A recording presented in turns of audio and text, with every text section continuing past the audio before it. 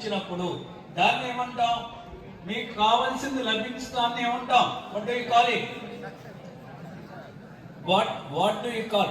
Whatever you want, if you can get it, what do you call that phenomena, that process? What do you call it? Success. Very good. Give a big hand. What is your name? Okay. And my young children, remember, when we get success in life, we feel so happy. When we get success, we feel happy. My simple question to you, can anybody tell me what is success? Success. And don't say Vijayam అని చెప్పకండి, don't say గెలుపు అని చెప్పకండి. Okay, success అంటే ఏంటంటే my young children, progressive realization of worthy goals is known as success. ఇక్కడ కూర్చున్న ప్రతి విద్యార్థి తన విద్యార్థి జీవితంలో సమోన్నతమైన లక్ష్యం ఏర్పరచుకొని క్రమానుగతంగా ఒకదాని తర్వాత ఒకటి సాధించుకుంటూ ముందుకు వెళ్ళడమే విజయము. ప్రతి విద్యార్థి కూడా తమ విద్యార్థి జీవితంలో సమోన్నతమైన లక్ష్యాలను ఏర్పరచుకోవాలి. ఒకటి సాధించారు, విజయం. దాని తర్వాత ఇంకోటి పెట్టుకుంటారు, సాధించారు, విజయం. ఇక్కడ కూర్చున్న 10వ తరగతి విద్యార్థులందరూ కూడా రాబోయే 10వ తరగతి పబ్లిక్ పరీక్షల్లో రాష్ట్ర స్థాయిలో ప్రథమ ర్యాంకు తెచ్చుకోవాలి అనే లక్ష్యాన్ని పెట్టుకోవాలి. తెచ్చుకున్నారు, we call it as success. అలానే ఇంటర్మీడియట్ పిల్లలు స్టేట్ ఫస్ట్ ర్యాంక్ తెచ్చుకున్నారు, we call it as success. ఇట్లా ప్రతి విద్యార్థి కూడా జీవితంలో సమోన్నతమైన లక్ష్యాన్ని ఏర్పరచుకొని ఒకదాని తర్వాత ఒకటి సాధించుకుంటూ ముందుకు వెళ్ళడమే విజయం. ఆ విజయం సంక్రమించినప్పుడు, ఆ విజయం పొందినప్పుడు మీకు కలిగేటువంటి సంతోషం మాటల్లో వర్ణించలేని అపరిమితమైనది. ఎప్పుడైతే మీరు రాష్ట్ర స్థాయిలో ప్రథమ rank తెచ్చుకున్నారో, the feeling, the happiness, the joyful moment which cannot be expressed in words, అటువంటి ఆనందాన్ని, అటువంటి సంతోషాన్ని పొందాలి అంటే మీరు ఒక సమోన్నతమైన లక్ష్యాన్ని ఏర్పరచుకోవాలి. సో కాబట్టి ఆ సమోన్నతమైన లక్ష్యం ఏర్పరచుకోబోయే ముందు మీ మనసులో ఒకటి ఉండాలి. ఆ ఉన్నప్పుడే ఆ లక్ష్యం ఏర్పడుతుంది. అది లేని రోజు లక్ష్యం ఏర్పడదు. ఏమున్నప్పుడు మీరు లక్ష్యం ఏర్పరచుకుంటారు, దాన్ని ఏమంటారు? ఒక మనసులో మీకు ఉన్నప్పుడే అది లక్ష్యం ఏర్పరచుకుంటారు. ఏమంటాం దాన్ని? గోల్. ఆ గోల్ ఏర్పరచుకోవడానికి ఏముండాలి అంటున్నా? గోల్ ఏర్పరచుకోవాలని కోరిక అని చెప్పింది ఎవరు? అమ్మాయి క్లాప్స్ కొట్టండి. What is your name? అమ్మా speak out. What is your name? Swathi. Hello. కోరిక అనగానే I recollect the incident happened in the history. చరిత్రలో జరిగిన సంఘటన ఒకటి చెప్తాను, జాగ్రత్తగా వినండి. మరి can anybody tell me the name of great Greek philosopher? Can anybody tell me the name of great Greek philosopher? Can anybody tell me the name of great Greek philosopher? Anybody? I'll be happy if anybody tells me the name of great Greek philosopher. Yeah, try to answer. Whether it is right or wrong, that is immaterial. And you must inculcate a habit of giving answers when a question is asked. Whether it is right or wrong, that is immaterial. Remember, nobody has learned by birth. Kabatti evaramma? Alexander is a king. He is not a great Greek philosopher. Anyhow, doesn't matter. You have answered. That's beautiful. Yeah. Aristotle, teacher of Aristotle. Aristotle, remember, Aristotle is regarded as a father of biology. Aristotle is known as a father of zoology. Aristotle is a double-crowned gentleman. So the teacher of Aristotle,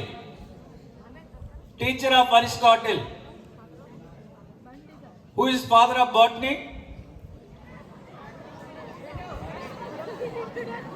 Theophrastus. Theophrastus is known as father of botany. Aristotle is known as father of zoology and biology. And hello, teacher of Plato and Aristotle are colleagues. They are contemporaries. The teacher of Plato and Aristotle, 325 BC. Can anybody tell me the name of that gentleman? His name starts with S. Who said Socrates? Somebody said. నిలబడవే. ఎవరు నిలబడ్? ఎవరు చెప్పింది అక్కడ? వాడు నిలబడ మనం. అరే బాబు నిలబడరా, ఈ పెళ్లి చూపులు కాదు, సిగ్గుపడుతున్నా. Okay right. What is your name? Indra Janardhana Charan. Okay right right. A student like Charan approached Socrates. ఈ చరణ్ అనేవాడు సోక్రటీస్ దగ్గరికి వెళ్ళాడు. అడిగి, sir you are the most intelligent person, I have a small doubt అన్నాడు. ఏమిటి నాయన అన్నాడు ఆయన. నేను జీవితంలో విజయం సాధించాలనుకుంటున్నాను, ఆ రహస్యాలు మీకు తెలుసు, విజయం సాధించడానికి ఆ రహస్యాలు చెప్పండి సార్ అన్నాడు సోక్రటీస్ని. Socrates no go don't come here, come back after 6 months అన్నాడు. వెళ్ళరా ఇసుక్కున్నాడు. 6 నెలల తర్వాత రప్పు అన్నాడు. 6 నెలల తర్వాత మళ్ళీ వెళ్ళాడు చరణ్, పట్టు వదలని విక్రమార్కుడులా. మళ్ళా సోక్రటీస్ ఏం చెప్పలా, 2 నెలల తర్వాత రప్పమన్నాడు. మళ్ళా 2 నెలల తర్వాత వెళ్ళాడు. ఇక సోక్రటీస్ అనుకున్నాడు, ఈ చరణ్ జలగలాగా నన్ను పట్టుకున్నాడు, వదిలేటట్లేడు అని. బాబు చరణ్ రేపు ఉదయం పలానా నది ఒడ్డుకు రా అని చెప్పాడు. ఆ రోజు చరణ్ రాత్రి అంతా నిద్రపోలా. రేపు సోక్రటీస్ సీక్రెట్స్ ఆఫ్ సక్సెస్ చెప్తాడు, నేను అమలు చేసి జీవితంలో విజయోన్ముఖుడిని అవుతాను అనుకుని ఆయన కంటే ముందు వీడే వెళ్ళాడు నది దగ్గరికి. కాసేపుకి సోక్రటీస్ వచ్చాడు. Again Charan asked, could you please tell me the secrets of the success అని. సోక్రటీస్ అన్నాడు, నాతో పాటు నడవరా అని. నదీ ప్రవాహంలో నీటికి ఎదురుగా నడుస్తూ ఉన్నారు. కొద్ది దూరం నడిచిన తర్వాత చరణ్కి నీళ్లు మెడ వరకు వచ్చినాయి. చరణ్ జుట్టు పట్టుకుని సోక్రటీస్ ఆ చరణ్ని అట్లా లోపల ఆ నీళ్ళల్లో అట్లా తలబెట్టాడు. కొద్దిసేపు అలానే ఉంచాడు, కొన్ని సెకండ్స్. చరణ్ బాడీ బ్లూ కలర్లోకి మారుతుంది. ఇంకా సేపు చరణ్ అక్కడ ఉంటే మనకు దక్కడు అనుకున్న టైంలో పైకి లేపాడు. వాడు తెప్పరేలుకుని అడిగాడు, సార్ నేనేదో మిమ్మల్ని చిన్న ప్రశ్న అడిగా, మీరు మాత్రం నన్ను మృత్యుదేవత ముఖద్వారం దాకా తీసుకెళ్లి వెనక్కి తీసుకొచ్చారు, ఇది మీకు ధర్మమా అని అడిగాడు. అప్పుడు సోక్రటీస్ వీడిని ఒక ప్రశ్న అడిగాడు. కాదురా చరణ్, నేను ఒక ప్రశ్న అడుగుతా, సమాధానం చెప్పు అన్నాడు. ఏంటి సార్ అన్నాడు వాడు. జాగ్రత్తగా వినండి సోక్రటీస్ అడిగిన ప్రశ్న. బాబు చరణ్, నీకు నీళ్ళల్లో ఉన్నప్పుడు ఏమి కావాలనిపించింది అని అడిగాడు. నీకు నీళ్ళల్లో ఉన్నప్పుడు ఏం కావాలనిపించింది? Come on speak out. అబ్బాయికి ఏం కావాలి? టప్పీమని సమాన్ చెప్పాడు. నాకు నీళ్ళల్లో ఉన్నప్పుడు ఆక్సిజన్ కావాలనిపించిందండి అన్నాడు. నాకు నీళ్ళల్లో ఉన్నప్పుడు ఆక్సిజన్ కావాలనిపించింది అన్నాడు. వెంటనే సోక్రటీస్ చెప్పాడు, బాబు చరణ్, నీకు నీళ్ళల్లో ఉన్నప్పుడు ఆక్సిజన్ అవసరమని ఎంతైతే అనిపించిందో, జీవితంలో విజయము సాధించాలి అనే కోరిక కనుక అంతుంటే అదే విజయానికి రహస్యం. There is no other secrets of the success అన్నాడు. The first and foremost thing one should have in the life is having a burning desire to achieve something in the life. ప్రతి విద్యార్థి కూడా ఒక జ్వలించుకుపోయే కోరిక, ఒక దహించుకుపోయే కోరిక, నేను విజయము సాధించాలి అనేటువంటి కోరిక నరాన నిక్షిప్తమై ఉన్నప్పుడే విజయము సాధ్యము. అంటే ఆ కోరిక అనే విత్తనాలు మెదడులో పడి మొలకెత్తి వటవృక్షాలు అయిన రోజున మాత్రమే విజయము సాధ్యము. కాబట్టి ఎందువల్ల అనేది శాస్త్రీయ పరంగా నిరూపించారు. అందరూ గుర్తుపెట్టుకోవాల్సింది ఏంటి అంటే, కోరిక వల్ల ఆసక్తి ఏర్పడుతుంది. కోరిక వల్ల ఏమేర్పడుతుందన్నా? ఆసక్తి. ఆసక్తి వల్ల ఏకాగ్రత పెరుగుతుంది. ఆసక్తి వల్ల ఏం పెరుగుతుంది? ఏకాగ్రత. అంటే ఎప్పుడైతే మీకు ఆసక్తి ఉన్నదో అప్పుడు మెదడులో ఉన్న నాడీ కణాలన్నీ కూడా కేంద్రీకృతమై చూసేదాన్ని, వినేదాన్ని, చదివేదాన్ని అద్భుతంగా గ్రహించి బలంగా ముద్ర వేస్తాయి. ఎక్కడైతే ఏకాగ్రత ఎక్కువ ఉన్నదో అక్కడ మెదడు ధారణా శక్తి అత్యద్భుతంగా ఉంటుంది. మీరు చూసిన ప్రతి విషయం, విన్న ప్రతి విషయం, చదివిన ప్రతి విషయం మెదడులో, పుస్తకంలో అక్షరాలు ఏ విధంగా ప్రింట్ అవుతాయో ఆ విధంగా మెదడులో ప్రింట్ అయిపోతుంది. ఎప్పుడైతే అలా బలంగా ప్రింట్ అయిందో తిరిగి జ్ఞప్తికి తెచ్చుకోవడం అనేది సులభం. మీరు ఆ ప్రశ్న చూడగానే క్వశ్చన్ పేపర్లో టకటక మెదడు ఆన్సర్ చెప్పేస్తుంది, రాసేస్తారు. You will get state first 100 out of 100. దీనికి అంతటికీ కారణం ఏమిటి అంటే ఒక బలీయమైన కోరిక, ఒక జ్వలించుకుపోయే కోరిక మీలో ఉండాలి. I must get a state rank, it is my ambition, it is my goal అనేటువంటి ఒక కోరిక మీరు నరాన నిక్షిప్తమై ఉండాలి. అప్పుడు మాత్రమే సాధ్యం. కాబట్టి ఇప్పుడు మీరు అందరూ కూడా ఒక బలీయమైన కోరికతో ఉండాలి.